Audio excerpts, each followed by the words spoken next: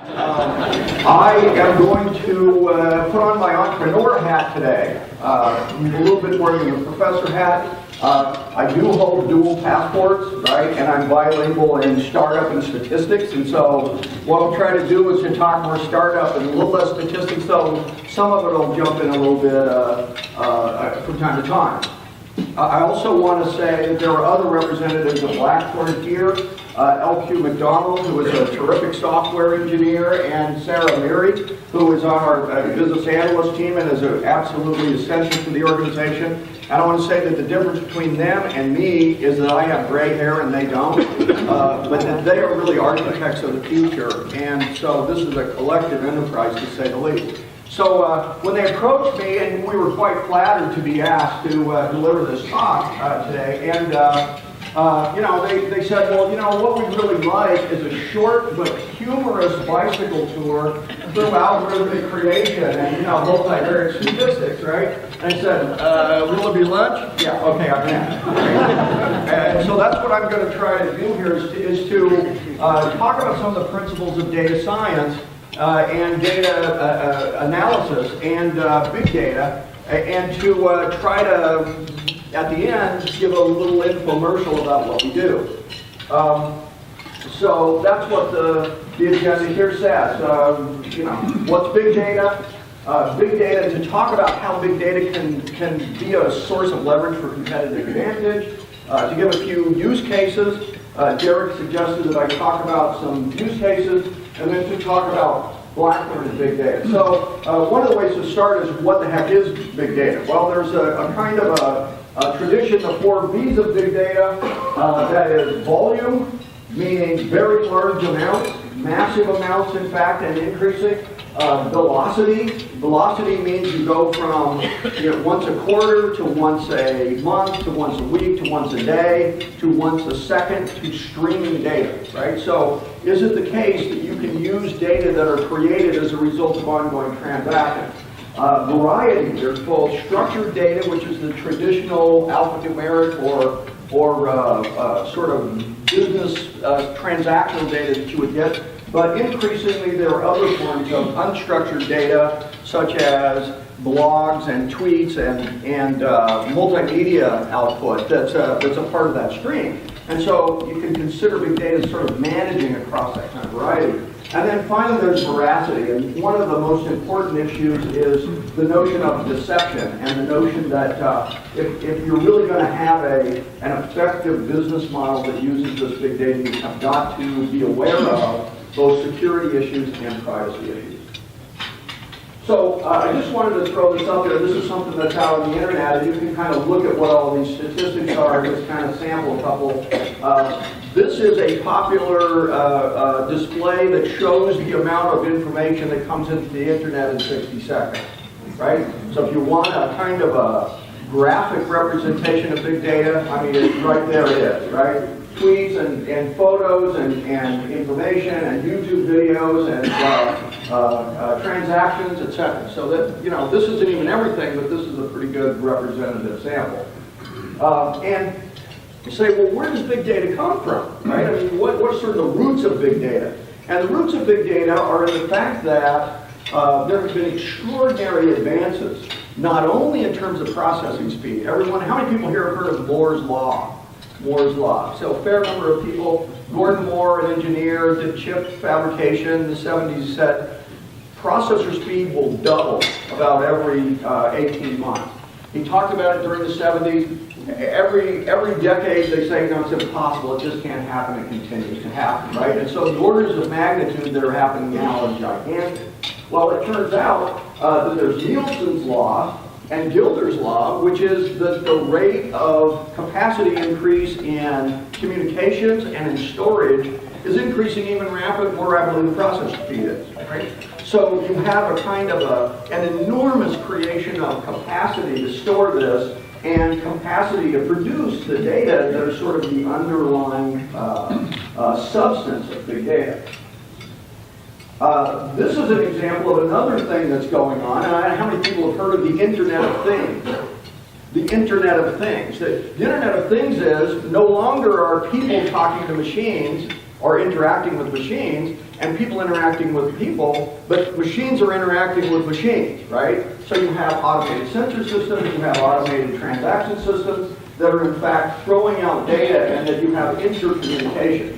One representative example, a recent graduate of our institution, a young man named Joe Scanlon, invented a device that is based on a Dance Dance Revolution mat, where if you can imagine this floor as a kind of a checkerboard of pressure-sensitive devices that keep track of who is walking on them, and automatically streams the data to an internet website, right? So why would that be useful? It would be useful for retail. It would be useful for providing documentation of foot traffic in a particular area. It would be useful for in a place like a large big box electronics store where people walk up to work with the devices, so you get kind of some sense of what's going on, right? So, but it's all automatic, right? It's all streaming data. And so if you consider the kind of potential that's out there,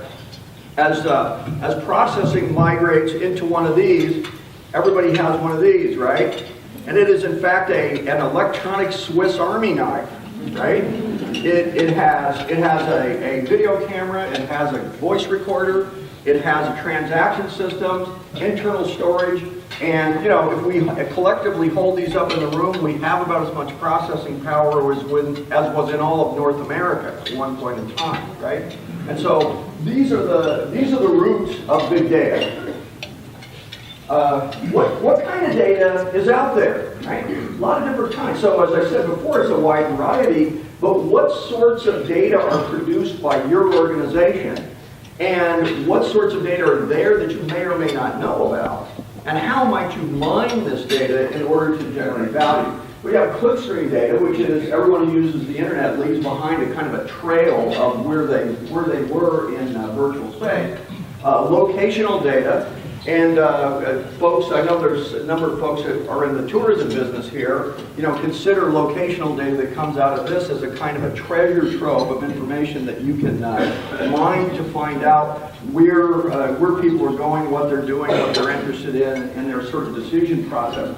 Traditional transactional data, network data, text data. There's something called sentiment analysis where you can really, in fact, do a kind of take a temperature of what's going on in terms of what the internet thinks about your product, and incidentally it transfers over to financial markets as well to a certain extent. Traditional demographic data, and then we talked about this sensor data, all time-stamped, right? All streaming information in healthcare, in manufacturing, in retail, in tourism, in transportation, and energy. All of these are examples of the kind of effect of these data sources. So what this is a traditional business strategy model, Michael Porter product. How many people here have heard of Michael Porter? He's a big-time strategy guru, right? He makes an argument that every single business, no matter what it is, has in one sense some of these activities, right? Input, operations, outbound logistics, marketing and sales and service, right? So that kind of data that I talked about in the previous slide can, in some sense, intersect with the value-adding proposition that your business has to create competitive advantage, right? That's the argument.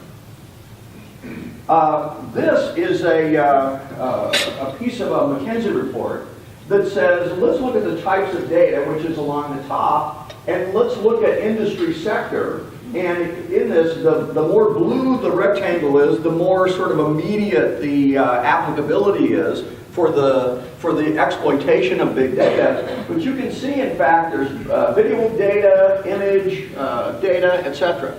And you can sort of find your particular industry here on the left-hand side and say, okay, well, how can we sort of mine that information? How can we look at the pattern, right? Because after all, when you get behind all the algorithms, when you get behind all the complex processes, when you get behind the statistics, what it is really about is your ability to see pattern, and to have that pattern enable your decision making in terms of driving your business forward to some kind of competitive success. Here's an example of data intensity. That is, if you look along the left-hand side, what it does is it says the average stored data volume that you get in a particular industry by firm, right? And so, in fact, Blackthorn, the first shot that we took was in the securities and investment business, right?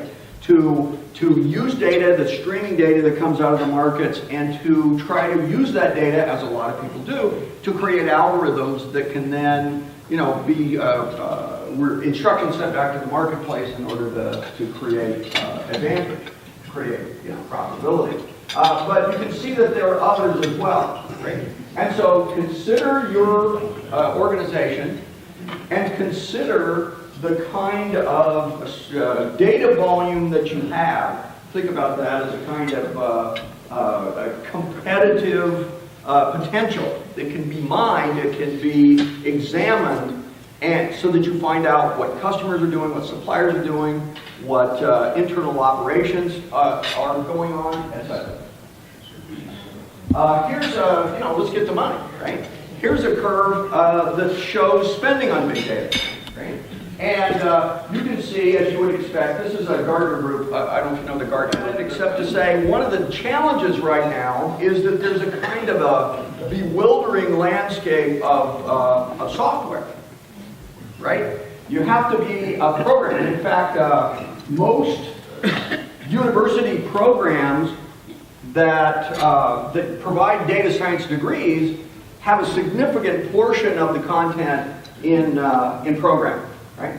Now, I'm going to tell you a story a little bit later about how the Blackthorn platform, due to the efforts of folks like these, can help to obviate the need for the knowledge of those sorts of programs, and to make it so that you can have more access as an expert about what your business is, and you can get sort of closer in proximity to the pattern that's there. Let's talk about competitive advantage.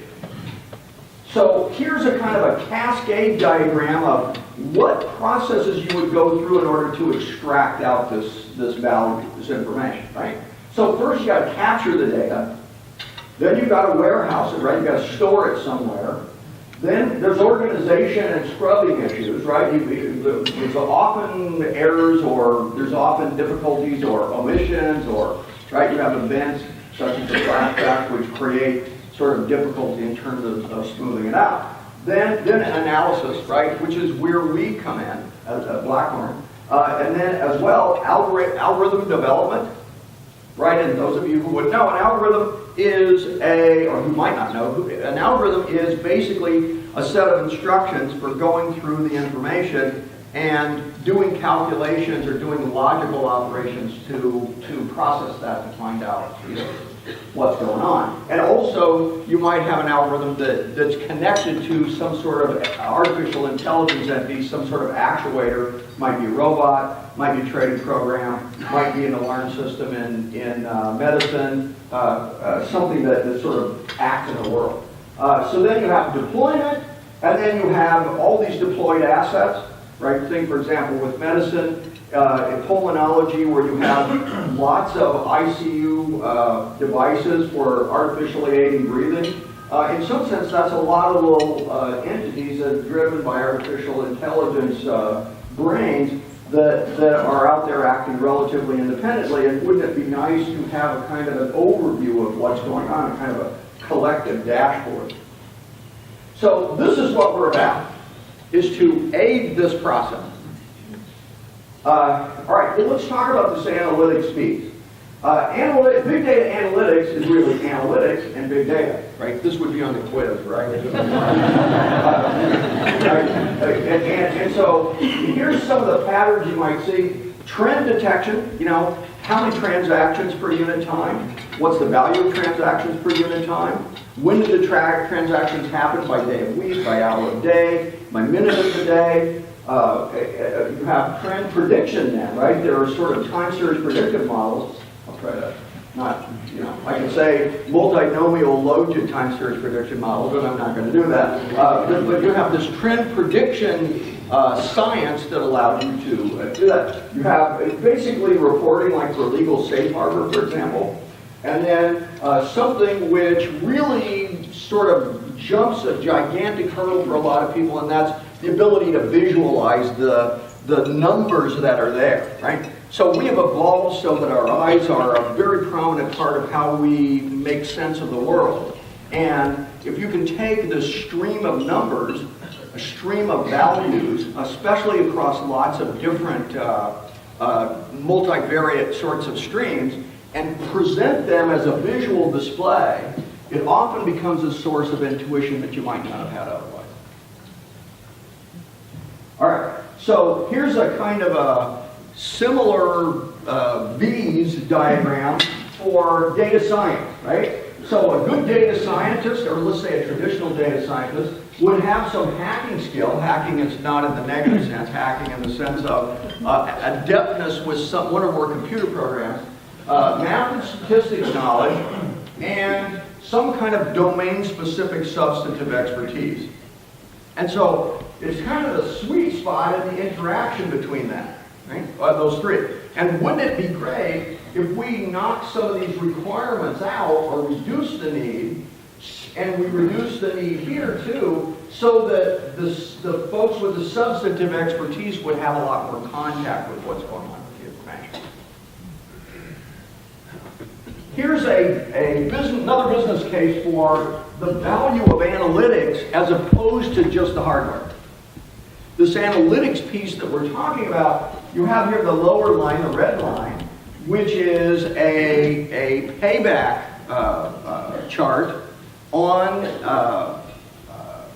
the actual physical hardware, and you can see it takes much longer to pay back on hardware. And here's the analytics. There is an initial investment required, but in fact, it's fairly rapid.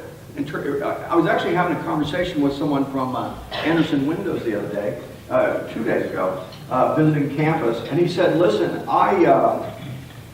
we had someone who looked at our customer data, our flow data, and we saw a pattern, changed the pattern, and it led to enormous growth in terms of the sales, because we didn't really understand the model until we saw the pattern that was there in the data, right? And this really substantiates that, right? The payback on that expenditure is fairly rapid and fairly dramatic. So Derek asked me to give a couple of use cases, and so I'm going to give a couple of use cases for different industries. So this is healthcare and big data. And again, this comes out of a McKinsey report that breaks down some industries. And you can see what it says is, here are some examples, not only in kind of clinical operations, which you could expect, this pulmonology or neonatology or anesthesiology, right, where you have a continuous stream of information that's coming across a lot of different sources, and you're looking at patterns that are there. But also, you have accounting, you have public health models, right? A big deal in medicine now is what goes on after you leave the hospital, as opposed to what's going on at the hospital. And in fact, most of you know, and maybe are involved in business investment models where it's you're actually investing in healthcare or health management systems for your employees to provide incentives so that you can avoid the big expenses in hospitalization and care. So if you look at this whole story, and I won't go in depth on individual stories, or individual pieces, but you can see that there's a kind of an across-the-board yield in terms of the effort that you would make towards finding out what those patterns are. Second, retail. There's a lot of retail folks here, as I understand. And so here are examples across those different pieces of the value chain of where you can use transactional data, you can use inventory data, you can use supply chain data in conjunction with the folks in the supply chain to capture a value that's in your organization, right? Merchandising and operations and supply chain, etc. Here's the same story in manufacturing. So we have design, supply chain management, production management, marketing and sales, and after-sales service, right? So one example would be that that actually the sensors that I was talking about earlier are embedded in the products themselves, and that you do a service for the customer to monitor the device or the asset and to keep track of, what condition it's in, whether it needs maintenance, etc. And they would outsource that service to you. And then incidentally, what you get is an enormous valuable database on reliability statistics, right? So that's an example of where manufacturing might be helped. This is something that relates to retail as well, but in terms of the tourism industry, lots and lots of stuff on navigational data, right? We are becoming a society where physical place is becoming part of the value propositions of organizations. We can deliver to you at a location. We can deliver specialized value for you when we know who you are and what you've done in the past at a particular location, right? And so this navigational information, it's hard to see this, I'm sorry, the blue is not coming out very well, but the use of GPS, the use of remote sensing, the use of data, transactional data on tolls, etc., right? This is a source of information for you to find out where your customers are going, when, and to sort of make some inferences about why they're doing what they're doing. So those are some business cases. Here are some emerging issues that you might be confronted with in the future. First, there's the issue that I made before, which is more and more it's about the value coming out of the analytics and less about the value coming out of the hardware. Everybody has to have the hardware, but the differential advantage is in the analytics, right? So that's issue one. Issue two is that whereas previously data generation and data analysis and data access were done in a fixed location in front of a monitor in an office, now increasingly data is both generated and accessed and evaluated on the go, either because you're writing in an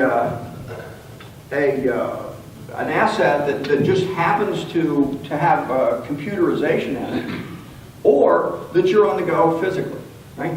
One of the coolest things that I got recently was my car turns into a phone, right? I mean, it's just fantastic. Now, I know I'm not supposed to. Is there a member of the state highway patrol here? It's extraordinary, right? So I can talk, and it's like my phone is integrated into my car, right? Text messages is integrated into my car. I mean, it almost doesn't get better than that, right? It extends my day for 45 minutes on each end, right? But the notion is mobility. I talked before about visualization, right? Visualization of the warehousing part and visualization of the processing part, right? So that more and more people can have access to this pattern that's there. The next issue is, there's something, it's maybe an academic wonky term here, it's called a community-based peer production system.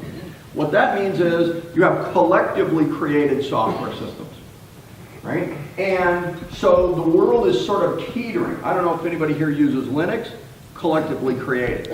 Anybody here use Wikipedia? Right? Yeah. Peer-based production system, right? It's essentially a volunteer effort, right? And so you get kind of a mix of issues. On the one hand, it's really inexpensive. On the other hand, you don't exactly know what you're going to find in it, right? And in software terms, right?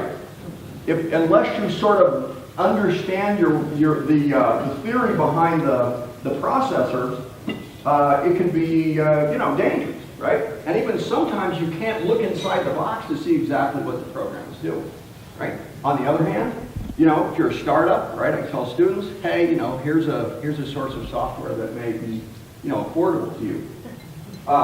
Then finally, the security privacy issues, right? And everybody has a sense of what that is. It's most prominent in the healthcare business, but also other stuff. So what does Blackthorn do?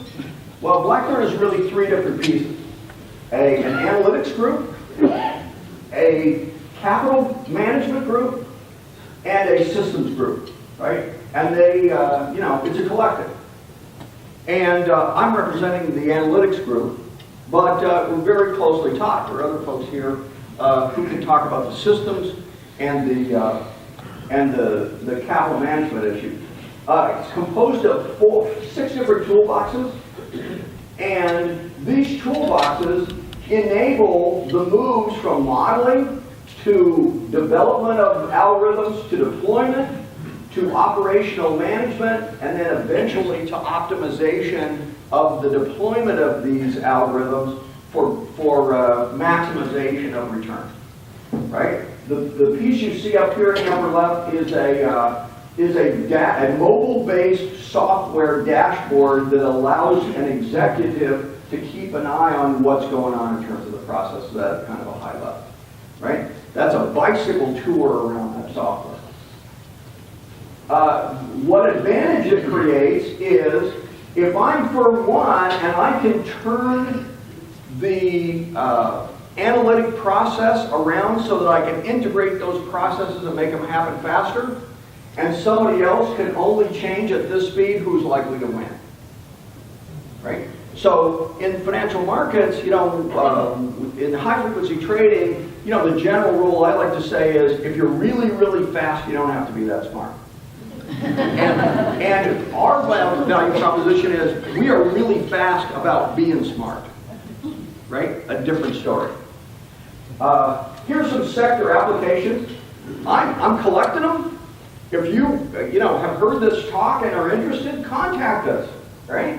I would love to hear how your particular industrial sector, your particular organization, could provide a model or a resource or a perspective that will help this. And so you can see that this fine-grained, time-streaming information where you can use that information to then deploy some sort of automated response, right? That's kind of what we're looking for.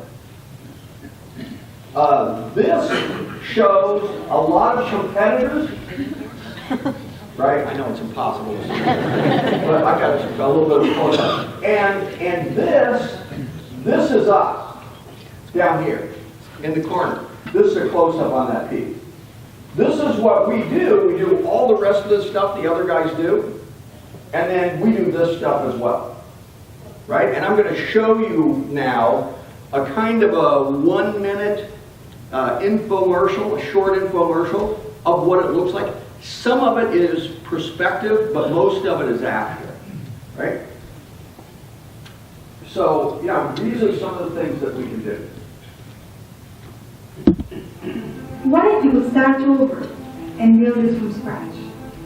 What if you could really simplify the complicated and make it all so much easier? And what if you could see everything? What if you could just snap the pieces of the puzzle together? What if you could model, test, simulate, evaluate, and then deploy? What if you had a magic toolbox with a whole new type of tools? And what if you could see everything? What if you could easily define any pattern you could imagine? What if you could look across time, across domains, across markets, across anything, and mix and match patterns across all horizons? And what if you could see them, all of them, immediately, together, animated, synchronized, even in real time? And what if you could do all this without the need of a systems engineer, or a PhD in mathematics, or a physicist? You can, and soon you will, with Blackthorn.